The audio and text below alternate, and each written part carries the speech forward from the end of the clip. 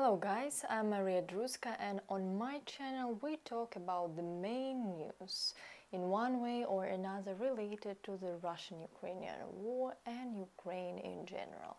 First of all, I want to thank everyone who cares, who supports Ukraine and Ukrainian people in this difficult time. Yesterday I told you about really horrible news, the blow up of the Khakhovka hydroelectric power plant. If you haven't seen it yet, I will leave a link for this video below. In that video we spoke about the possible consequences of the HPP got blown up, but in this video we will try to understand more specifically what this destruction entails.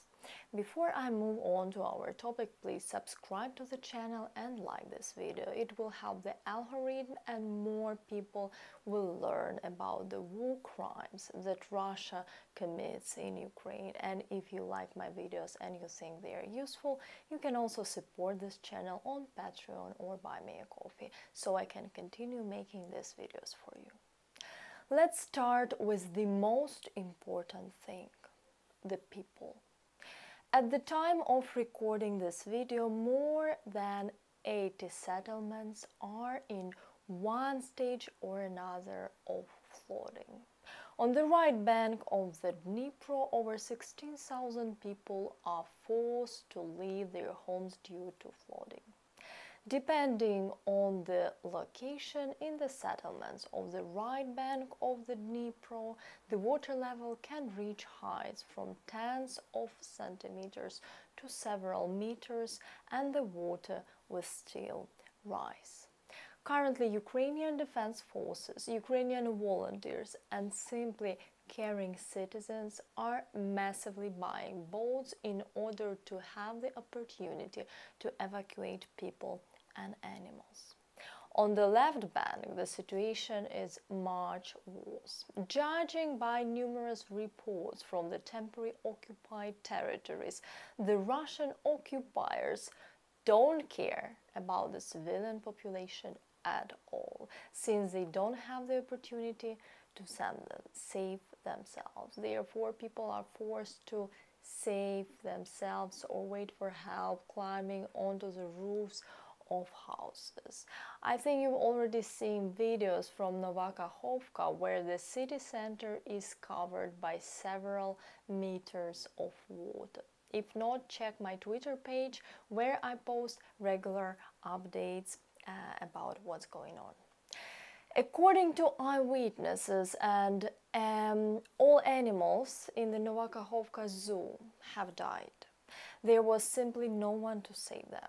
Since the left bank is much lower than the right one, the flooding continues, and there is a very high probability that new settlements will suffer.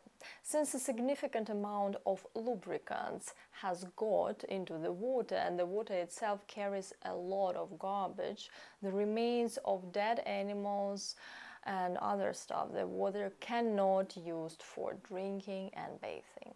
Because of this, there are already problems with drinking water, and if everything is supplied by volunteers and caring citizens on the right bank, then what will happen on the left bank is unknown.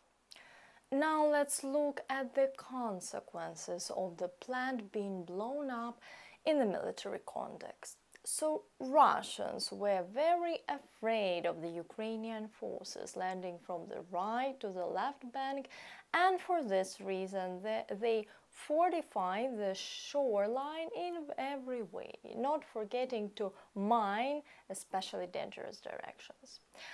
There was a constant battle for fire control over the islands located closer to the left bank between our and enemy's artillery.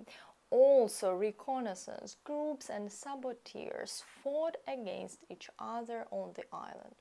After the sabotage, ours and Russian positions began to flood rapidly, but considering the different heights of the banks, the Russians were forced to abandon their equipment and ammunition due to the impossibility of transporting them through the flooded area. Currently, the Russians are retreating fast and are starting to build new fortifications. There is also unverified information that the Russians deliberately set up checkpoints and did not allow civilians to evacuate, supposedly suspecting that there would be saboteurs among the locals. Our troops are also retreating due to the flooding. Both Russian and Ukrainian defense forces tried to work with artillery on retreating troops. That's about situation with the military. And above I mentioned the mine banks, and this is actually very important.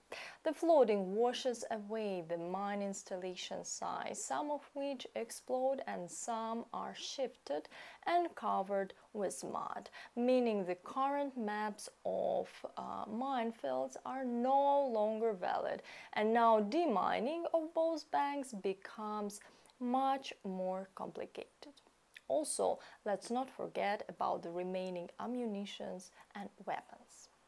Now, let's talk about the environment and the likelihood of new technogenic disasters. Let's start with the Zaporizhzhya Nuclear Power Plant, and I remind you that I have a separate video in which I talk about possible risks and scenarios of an explosion at the largest nuclear power plant in Eastern Europe. The link will be under this video. Currently, the situation is under control. The cooling pond has the necessary amount of water. However, if we draw an analogy with the Chernobyl disaster, an explosion at a nuclear power plant is primarily a coincidence of certain number of factors, which, when combined, can give a bad result. In our case, the Russians control the Zaporizhzhya nuclear power plant, they bring their equipment and ammunition there, and now the problem with the possibility of cooling the reactor has arisen. In any case, the station staff is doing everything necessary to control the situation as much as they can, of course. The next problem related to the destruction of HPP is getting of a large amount of lubricants, garbage into the water, the floating and washing away of cemeteries. For example, the remains of deceased people and animals get into the water, making it unfit for consumption. And since the Dnipro flows into the sea, the consequences of these blown up HPP will spread to the part of the Black Sea waters. And also, let's not forget about the siltation of a significant part of the territory, which will make them impossible to use even after a new dam is built, and if it will be built.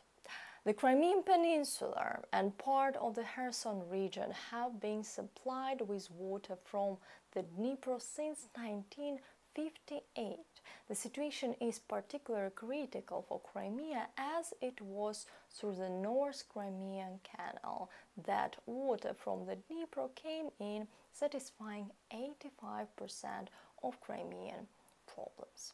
Due to the lack of Dnipro water, consumption from alternative sources such as wells will increase, which will lead to the exhaustion of the underground aquifer of drinking water. Also, there will be big problems with agriculture.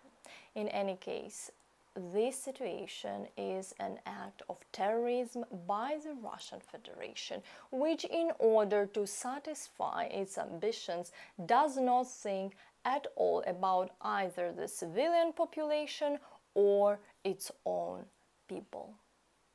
See you in my next videos. Slava Ukraini!